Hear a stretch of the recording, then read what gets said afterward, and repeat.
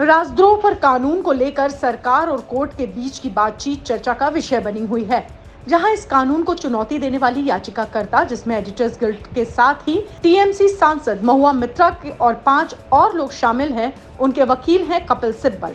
वहीं भारत सरकार का पक्ष रखने के लिए सॉलिसिटर जनरल तुषार मेहता हैं। Chief justice NV. रमन्ना के बेंच ने सरकार से कहा कि जब तक इस कानून में सरकार दोबारा विचार करेगी, तब तक लोगों के अधिकारों का क्या होगा। साथ ही कोर्ट ने इस केस में लंबित मामलों पर भी चिंता जताई है। इसीलिए कोर्ट की तरफ से सरकार को 3 या 4 महीनों का समय दिया गया है, जिसमें सरकार इस कानून को लेकर अपने विचार पर मुहर लगा सके।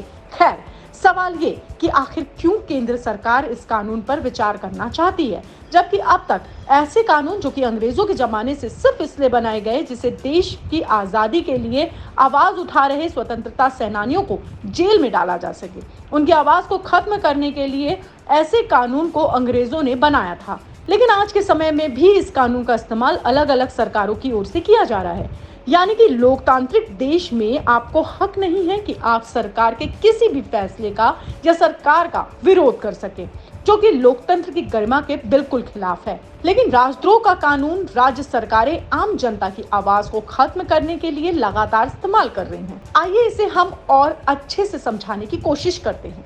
नवनीत राणा, जो कि मुंबई में एमपी हैं और उन पर राजद्रोह का मामला है, उन्हें और उनके पति की गिरफ्तारी भी इसी कानून के तहत की गई।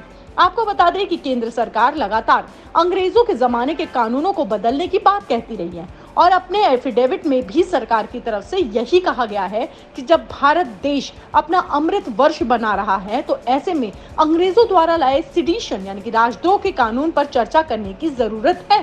हलफनामा में कहा गया कि 2014 से अब तक 1500 ऐसे कानून जो कि अंग्रेजों ने बनाए थे, उन्हें रद्द किया गया है। इसी कड़ी में अब राजद्रोह के कानून पर भी चर्चा होनी चाहिए। दरअसल कई लोग इसे देशद्रोह को लेकर भी देख रहे हैं, लेकिन हमारी आईपीसी में कहीं भी देशद्रोह शब्द का इस्तेमाल नहीं किया गया है। राजद्रोह का मतलब किसी भी सरकार के खिलाफ विद्रोह करना, जिसमें जिस सजा का प्रावधान है वो आता है आईपीसी की धारा 124A के तहत। वहीं देशद्रोह में देश के खिलाफ कोई भी विरोध करना इस श्रेणी में आता है और इसमें जो सजा आईपीसी में है वो है धारा 121 के तहत। सरकार का कहना है कि राजद्रोह करने वाले व्यक्ति को पुलिस दंड ना दे, ये संभव नहीं। इसीलिए अभी सरकार को और वक्त चाहिए जिसमें वो एक सही फैसला कानून को लेकर कर सके। राजद्रोह कानून को लेकर कैसा था भारत का काल आजादी के वक्त, ये हम आपको बताएंगे अपने फीचर स्टोरी में। कानून से जुड़ी हर खबर को देखने के लिए लॉ स्ट्रीट भारत को सब्सक्राइब करना ना भूले। लॉ स्ट्रीट भारत की रिपोर्ट।